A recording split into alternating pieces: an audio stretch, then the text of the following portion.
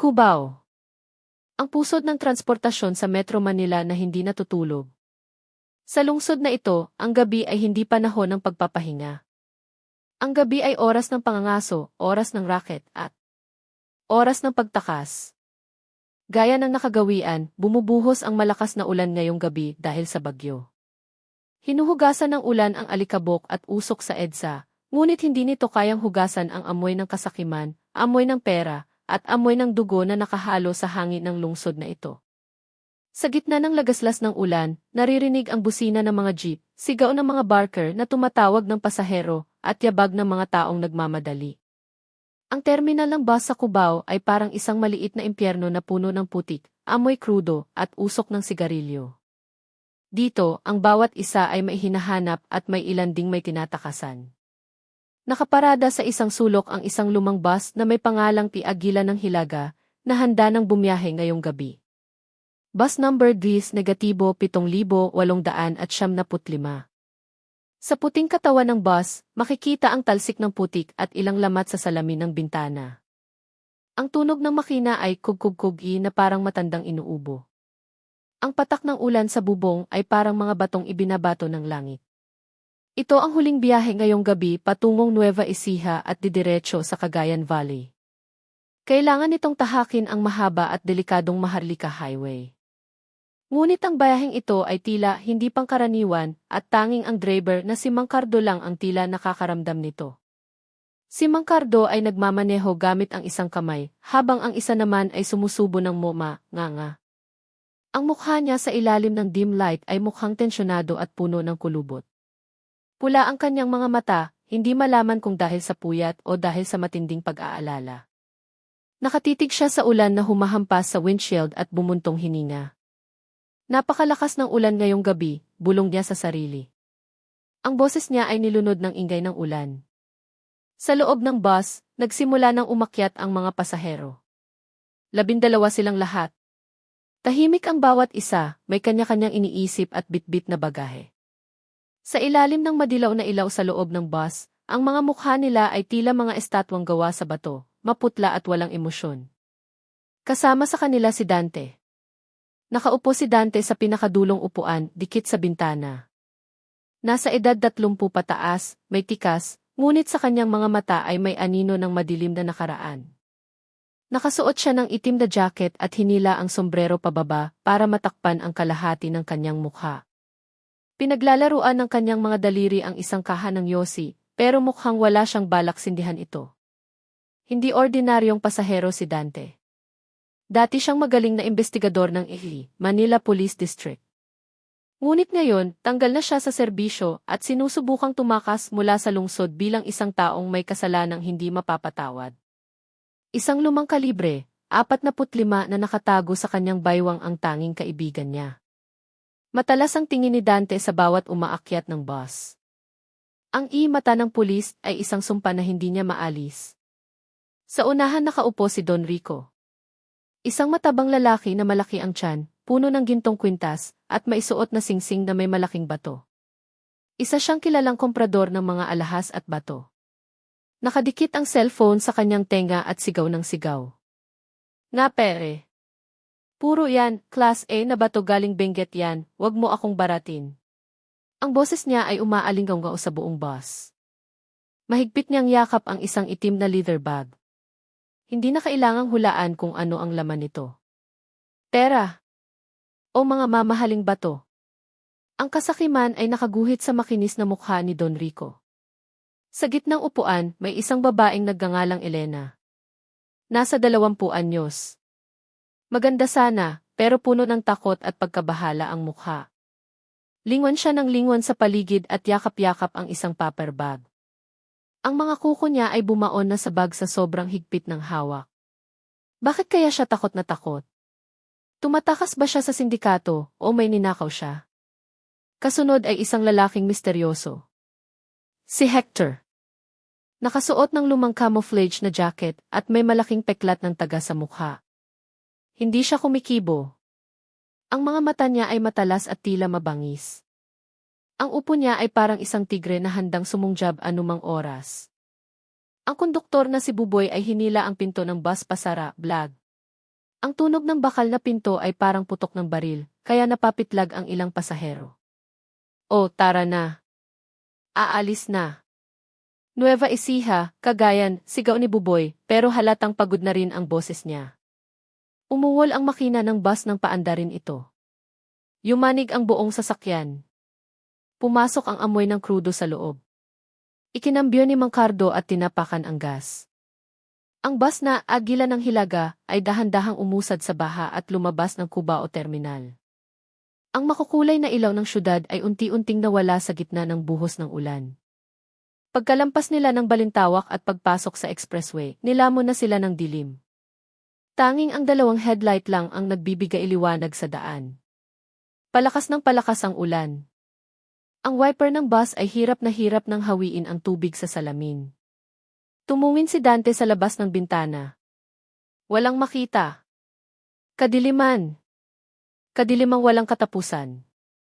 Ang mga puno sa gilid ng Maharlika Highway pagdating sa bandang Bulacan ay parang mga kamay ng kapre na gustong dumakma sa kalsada. Ang daang ito, kahit sa araw, ay delikado. Aksidente, holdaper at mga nagbabagsak ng droga. Sa gabing ganito kalakas ang bagyo, ang kalsadang ito ay palaruan ni kamatayan. Sa loob ng bus, nagsimulang lumamig. Kahit hindi nakatodo ang aircon, ang lamig mula sa labas ay tumatagos hanggang buto. Tumahimik na rin si Don Rico sa kakadakdak sa cellphone. Mukhang nakatulog na at humihilik ng malakas. Si Elena naman ay dilat na dilat pa rin, nakatingin sa dilim sa labas na puno ng takot. May naramdaman si Dante na mali. Ang instinct niya ay gumagana. Hindi ito ordinaryong bayahe. May amoy ng panganib na nanggagaling sa isa sa mga pasahero. Sino sa kanila? At bakit? Biglang. Pumreno ng malakas ang bus kaya napasubsob ang mga pasahero. Anong nangyari, Manong? Sigaw ng isang pasahero. Wala ho. Madulas lang ang kalsada, sagot ni Mang Cardo, pero nanginginig ang boses niya. Tumingin siya sa rearview mirror, parang may tinitingnan sa mga upuan sa likod. Nakuha nito ang atensyon ni Dante. Sino ang tinitingnan ng driver? Si Hector na may peklat, o yung lalaking payat na tahimik lang sa likod? Nasa bandang San Miguel, Bulacan na sila, papasok ng Gapan, Nueva Ecija. Mas masukal na ang paligid. Ang tunog ng ulan ay parang mga tambol sa bubong ng bus. Ngayong gabi. Sa bus na ito. Dadanak ba ang dugo kaya umiiyak ang langit? Bumunot si Dante ng isang stick ng yosi at pinaglaruan ito sa daliri. Puno ng tanong ang isip niya. Tumatakas ba siya para iligtas ang sarili, o naglalakad siya papasok sa panibagong impyerno? Sa labas, gumuhit ang kidlat. Sa isang iglap na liwanag, ang mga puno sa gilid ng daan ay nagmukhang mga kalansay bago muling nilamon ng dilim. Ang ilaw ng bus ay pilit na tumatago sa dilim, pero tila mas makapangyarihan ang gabi. Ang e-bus ng hating gabi sa Maharlika ay dahan-dahang gumagalaw ayon sa kumpas ni kamatayan. 12:00 na ng hating gabi. Ang iagila ng hilaga ay bumabagtas sa madilim na bahagi ng Barangay San Isidro sa pagitan ng Bulacan at Nueva Ecija. Ito ang pinakatahimik at delikadong parte ng highway. Biglang nagbago ang tunog ng makina. Hindi ito normal tunog na kig. Kig! Kig na parang nasasamid. Sinubukan ni Mang Cardo na magkambyo pero ayaw pumasok. Kumadyot ang bus at biglang bumagal ang takbo. Anak ng... Yari na, bulong ni Mang Cardo na narinig ng mga nasa unahan. Ilang saglit pa, namatay ng tuluyan ang makina. Ang malaking bus ay tumigil sa gilid ng maputik na kalsada. Sa gitna ng masukal na lugar, maliban sa patak ng ulan, wala nang ibang maririnig. Ang ilaw ng headlight ay humina hanggang sa mamatay. Tanging ang madilim na ilaw sa loob ng bus ang natira. Anong nangyari? Ba't tumigil? Nagising si Don Rico at sumigaw. Ang boses niya ay basag sa katahimikan. Kailangan kong makarating ng Gapan bukas, may kikitain ako. May diferensya yata ang makina, boss. Sandali lang, titingnan ko sa baba, sabi ni Mang Cardo na halatang ninenerbiyos. Kinuha niya ang isang lumang flashlight sa likod ng upuan. Pagkatapos, binuksan niya ang isang sira-sirang payong at binuksan ang pinto ng bus. Ang malamig na hangin at ulan ay pumasok sa pinto. Bumaba si Mang Cardo, narinig ang kiplaki ng sapatos niya sa putik. Nang sumara ang pinto, binalot ulit ng katahimikan ang boss. Tumingin si Dante sa relo. 12:15 da. Kinuha niya ang cellphone. Gaya ng hinala niya. No service. Ang lugar na ito ay isang tunay na dead zone. Nabalisa ang mga pasahero. 2 ale sa likod ang nagdasal, Diyos ko. Iligtas niyo kami. Lumipas ang 5 minuto. Wala pa si Mang Cardo. 10 minuto. Mas lumakas ang ulan. Ang tagal naman. Ano na kayang nangyari, reklamo ng binatilyo sa gitna. Ang konduktor na si Buboy ay nagsimula na ring kabahan. Sinubukan niyang sumilip sa windshield pero malabo dahil sa hamog. Sandali lang po, tulungan ko lang si Mang Cardo. Nagsuot si Buboy ng kapote at bumaba ng bus. Hindi mapakali si Dante. Ang karanasan niya bilang pulis ay nagsasabing simula na ito ng gulo. Tumayo siya at sumilip sa bintana. Walang makita sa labas. Kahit ang flashlight ni Mang Cardo ay hindi niya maaninag. Pitch black. Biglang. May naamoy siyang kakaiba. Hindi amoy ng gasolina. Hindi amoy ng putik. Ito ay amoy lansa na parang kalawang. Dugo. Napakunot noo si Dante. Ang hangin ba mula sa awang ng pinto ang nagdala ng amoy na to? Hoy! May tao ba dyan? Narinig ang boses ni Buboy mula sa labas, nanginginig. Tumahimik ang lahat sa loob. Kahit si Don Rico ay napatahimik. Si Elena ay napaupo at nagtakip ng mukha. Si Hector ay kinakapa ang baywang. Itak. O baril. Biglang. Gumuhit ang kidlat. Boom! Sa isang iglap na liwanag, nakita ni Dante. Isang anino ng tao na nakahandu sa isa kalsada sa harap ng bus. Pero hindi iyon si Mang Cardo. Sino? Isang malakas na tili ni Buboy ang umalinggaw-ngaw mula sa labas. Hindi sigaw ng sakit, kundi sigaw ng matinding takot. Tapos, katahimikan. Nagkagulo sa loob ng bus. Nag-iyakan ang mga babae. Anong nangyari? Diyos ko. Isara ang pinto. I lock nyo. Nagdesisyon si Dante. Hindi siya pwedeng maupo lang. Kinapa niya ang baril sa likod at tumayo. Lahat kayo, huwag kayong gagalaw. Walang lalabas, utos ni Dante sa mariing boses. Lumapit siya sa pinto ng bus. Ang mga hakbang niya ay tahimik gaya ng pusa. Hinawakan ni Dante ang handle ng pinto. Ang kadiliman sa labas ay parang nag-aabang na lamunin siya. Sa kalsadang ito, nag-iisa lang sila. At ngayon, malinaw na hindi lang sila ang narito. Buong lakas na tinulak ni Dante ang pinto. Sinalubong siya ng malakas na hangin at ulan na parang mga karayom sa balat. Pagtalon niya, bumaon ang sapatos niya sa putik. Sobrang lamig. Pero hindi ininda ni Dante. Mahigpit ang hawak niya sa kalibre, 45. Buboy. Nasaan ka? Sigaw ni Dante, pero tinangailang ng hangin ang boses niya. Sa ilalim ng mahinang ilaw ng flashlight, may nakita siyang gumalaw. Sa gilid ng kalsada malapit sa unahan ng bus, may nakaluhod. Si Buboy. Nakadapa sa putik, nakatakip ang 2 kamay sa bibig, at nanginginig ang buong katawan. Dilat na dilat ang mga mata na parang nawala sa sarili. Buboy. Anong nangyari? Tumakbo si Dante at hinawakan ang balikat nito. Matigas ang katawan ni Buboy. Hindi makapagsalita. Ang nanginginig niyang daliri ay nakaturo sa isang malaking puno ng akasya sa harap ng bus. Itinutok ni Dante ang flashlight doon. Sa una, hindi niya masyadong maaninag dahil sa ulan. Pero, nang kumidlat ulit ng malakas, boom, nagliwanag ang paligid. Sa isang segundong iyon, ang nakita ni Dante ay nagpatigil ng tibok ng puso niya. Sa sanga ng akasya na nakausli sa kalsada, may nakabigti. Hindi ordinaryong bigti, nakatali ang paa at nakabiti ng pabaliktad. Ang mga kamay ay nakalaylay. Nakilala ni Dante ang suot na polo shirt. Si Mang Cardo. Dahan-dahang lumapit si Dante.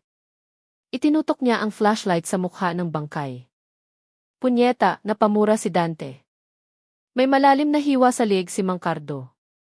Nilalaslas ang lalamunan. Ang dugo ay humahalo sa ulan at tumutulo sa putik. Pero hindi iyon ang pinakamalala. Inayos din ng killer ang mukha ni Mang Cardo. Ang bibig nito ay hiniwa mula sa gilid ng labi hanggang sa tenga. Kaya ang mukha ng patay ay parang nakangiti ng nakakakilabot, ang tinatawag na Glasgow smile. Sa loob ng bibig na nakangiti may kumikinang. Tiningnan itong maigi ni Dante. Kulay pula. Ruby. Isang mamahaling bato na puno ng dugo ang isinaksak sa bibig ng bangkay. Hindi ito simpleng hold-up. Ito ay paghihiganti. Ito ay isang babala. Isang mensahe na isinulat sa dugo. Per. Ano yan? Si Mang Cardo ba yan? Boses ni Don Rico mula sa bintana ng bus. Nakasilip siya. Nang lumingon si Dante, ang ilaw ng flashlight niya ay tumama sa bangkay, kaya kitang-kita ito ni Don Rico at ng ibang pasahero. Wah! Patay! Pinatay siya! Multo! Aswang! Tulong! Nagkagulo sa loob ng bus. Ang tili ng mga babae ay sumapaw sa ingay ng ulan. May mga nagtatangkang bumaba at tumakbo. Walang bababa. Bumalik kayo sa loob. Sigaw ni Dante. Binunot niya ang baril at hinarangan ang pinto. May mamamatay tao sa labas. Ang sinumang bumaba, mamamatay. Nang makita ang baril sa kamay niya, natigilan ang mga pasahero. Ang takot ay nag-iba ng anyo. Ngayon, may taong may baril sa harap nila. Sino? Sino ka? Ikaw ba ang pumatay? Nanginginig na tanong ni Don Rico. Tumahimik ka, sigaw ni Dante. Pulis ako. Kung makikinig kayo sa akin, mabubuhay kayo. Nang marinig nilang pulis siya, medyo kumalma sila. Lumingon si Dante sa labas. Walang gumagalaw sa dilim. Nasa paligid lang ba ang killer? O pinapanood sila nito habang tumatawa? Hinila ni Dante si Buboy na tulala pa rin paakyat ng bus. Basa na ang pantalon ni Buboy na paihi na sa takot. Isinara ni Dante ang pinto. Pagkatapos, tiningnan niya ang mukha ng 12 pasahero isa-isa. Isa ba sa kanila ang kasabwat? Nang patayin si Mang Cardo, akala niya walang bumaba. Pero paano kung napaidlik siya saglit at may nakapuslit? Makinig kayo, pilit na pinapatatag ni Dante ang boses kahit hinihingal. Patay na si Mang Cardo. Nasa paligid lang ang killer. Mas ligtas tayo sa loob ng bus. Hanggat walang signal, walang lalabas. Pero umiiyak na sabi ni Elena. Yung nasa bibig niya. Yung bato. Anong ibig sabihin nun? Hindi sumagot si Dante. Tumingin siya kay Hector, ang lalaking may peklat. Nakaupo lang si Hector na parang walang nangyari. Pero ang kamay niya ay nasa baywang, tila may hawak na patalim. Nakatingin siya kay Dante ng may halong hamon.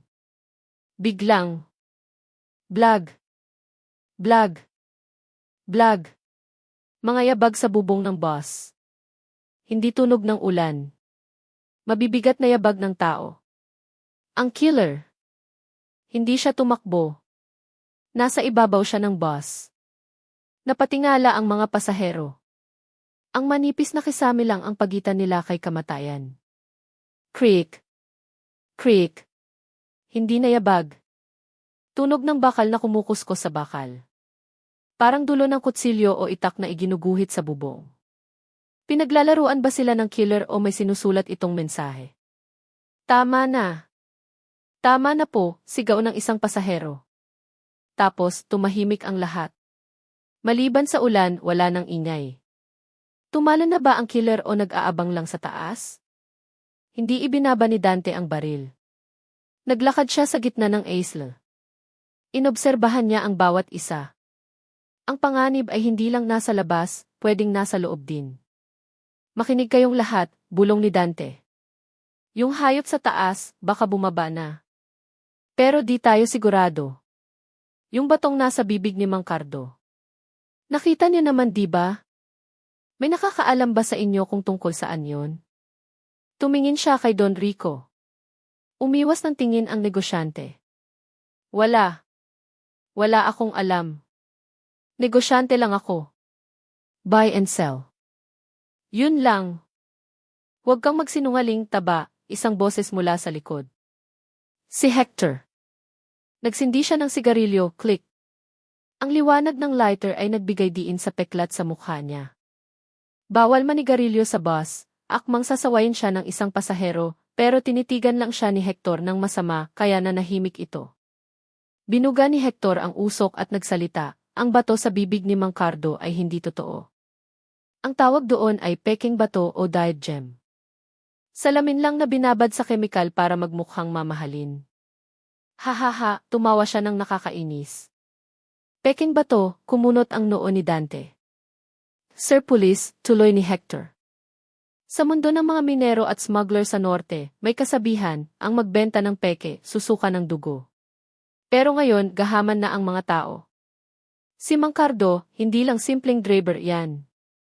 Courier yan ng mga smuggler. Baka nagpuslit siya ng peking bato at nalugi ang boss niya, kaya siya sinisingil. Ang sinabi ni Hector ay nagpaputla lalo kay Don Rico. Mas hinigpitan niya ang yakap sa bag. So, ang killer ay isang smuggler, isip ni Dante. Eh yung iba? Teka lang. Pulis ka ba talaga? Tanong ni Kuya Berting, isang lalaking mukhang teacher na nakasalamin. Ang itsura mo hindi pulis eh. Mukha kang pugante. May hi ka ba? Natigilan si Dante. Wala siyang AC. Sibak na siya eh. Wala akong badge. Pero sa ngayon, itong baril ko lang ang pwedeng lumigtas sa inyo. Maniwala kayo o hindi, bahala kayo. Paano kami maniniwala, giit ni Kuya Berting. Nung pinatay si Mang Cardo, tulog ka o baka ikaw ang pumatay? Nasa dulo ka nakaupo. Pwede kang bumaba nang hindi namin napapansin. Nagbago ang ihip ng hangin. Lahat sila ay nakatingin kay Dante ng may pagdududa. Tumahimik ka, Four Eyes, sabat ni Hector. Hindi yan ang killer. Iba ang mata ng killer. Alam ko ang amoy nun. Tumingin si Hector kay Dante na parang sinasabing magkakampi tayo dahil pareho tayong galing sa dilim. Biglang. Tuk! May tumama sa bintana sa likod. Parang binato. Napalingon silang lahat. Sa lamat ng salamin, may papel na nakadikit gamit ang dugo. Nakapaskil sa labas. Lumapit si Dante para basahin. Ang nakasulat. Tutu. OPEC. Ang sulat ay tabingi. Isinulat gamit ang daliri na isinausaw sa dugo. Ito. Hinahanap niya ako, sigaw ni Don Rico. Tumakbo siya papunta sa pinto. Aalis na ako. Papatayin niya ako. Huwag kang umalis. Bumalik ka dito. Pinigilan siya ni Dante. Nagpumigla si Don Rico. Dahil sa laki ng tiyan at bigat niya, nahirapan si Dante. Sa gitna ng tulakan, nahulog ang leather bag ni Don Rico. Bumuka ang zipper at nagkalat ang laman sa sahig ng bus. Hindi pera. Hindi mga bato. Kundi mga pakete ng puting pulbos. Shabu. Droga. Natahimik ang buong bus. Si Don Rico ay hindi gem dealer. Isa siyang drug lord. Ikaw. Peke kang negosyante, no? Itinutok ni Dante ang baril. Taas ang kamay. Lalong gumulo. May killer sa labas. May drug lord sa loob. Eh yung iba? Ano ang laman ng bag ni Elena? Sir Police, tinapakan ni Hector ang upos ng sigarilyo. Yung nasa labas, hindi pumapatay na nagbebenta ng peking bato. Pinapatay niya ang mga nagpapanggap. Ang mga peke. Si Mang Cardo, peking driver, smuggler. Itong baboy na to, peking negosyante, tulak. Eh yung isa, sino kaya? Hindi pa siya tapos magsalita. Namatay ang ilaw sa loob ng bus. Dilim. Wah! Tili ng mga babae. Sa dilim. Narinig ang hangin na pumasok. May nagbukas ng bintana. Buksan ang ilaw. Buksan nyo. Sinubukan ni Dante na buksan ang flashlight pero may bumangga sa kanya. Dapa. Dumapa kayong lahat, sigaw ni Dante. Biglang. Blag. Easy. May sumipa sa pinto ng bus hanggang sa bumukas ito. Si Don Rico. Mas takot siya sa pulis kaysa sa killer. Bahala kayo dyan. Mamamatay kayo, sigaw ni Don Rico at tumalon pababa ng bus. Nabuhay na ni Dante ang flashlight. Nakita niya si Don Rico na nakatayo sa pinto, yakap ang mga pakete ng shabu. Don Rico. Huwag kang bumaba.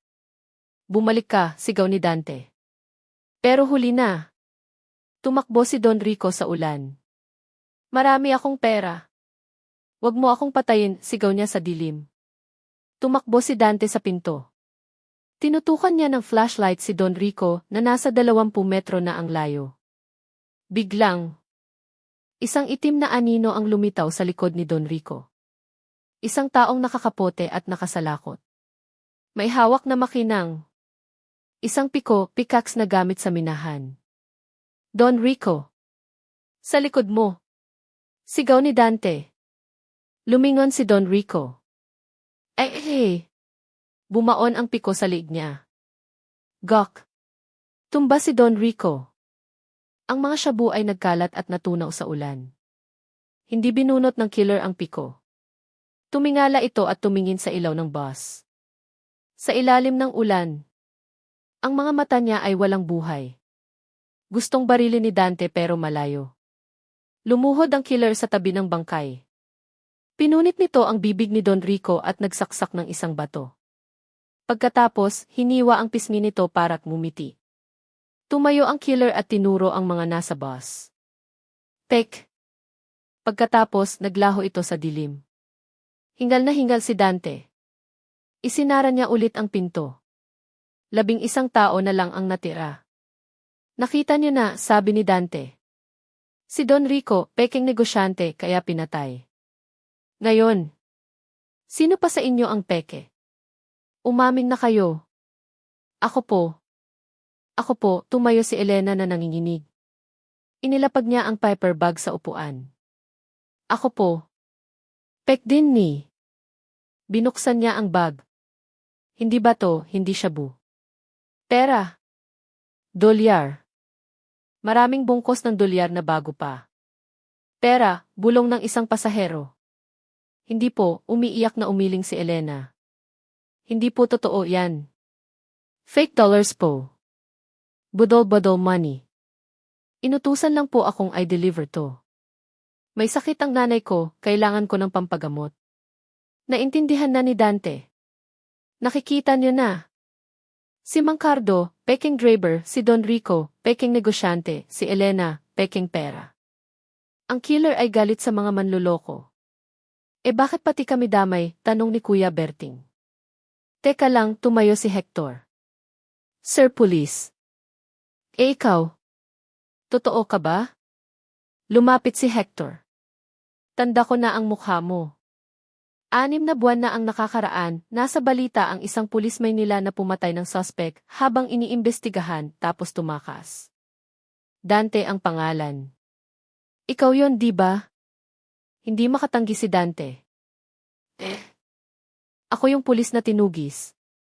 Pero ngayon, ako lang ang makakatulong sa inyo. Hahaha, tumawa si Hector ng mapakla. Tingnan mo nga naman. Puro tayo peke dito. Peking pulis, peking negosyante, peking pera. Papatayin niya tayong lahat. Biglang. Ay, rrrrhiw. Ay, rrrrhiw. Tumunog ang two-way radio ni Mancardo na naiwan sa dashboard. Ang lupang sinilangan ng ginto. Kailangang maging malinis. Boses ng makina o taong paos. Dugo lang. Ang pwedeng humuga sa kasalanan ng panlilinlang. Sino ka? Sigaw ni Dante sa radyo. Alam mo na kung sino ako. Investigador, sagot ng killer. Ilan pa ang bala mo? 7. 8. 10 tao ang nasa bus. Maililigtas mo ba lahat? Blag. Tunog mula sa ilalim ng sahig ng bus. Sa compartment. Nasa ilalim siya ng bus, sigaw ni Elena. Tinutok ni Dante ang baril sa sahig. Naamoy niya ang gasolina. Susunugin niya ang bus. Sigaw ni Dante. Huwag kayong tatakbo. Paglabas nyo, piko ang aabutin nyo. Pag nasa loob, sunog. Makinig kayo. Hector. Tulungan mo akong buksan tong floor panel. Pinagtulungan nilang buksan ang sahig ng bus. Sumingaw ang amoy ng gasolina. Sa ilalim, may tangke ng gas na tumutulo.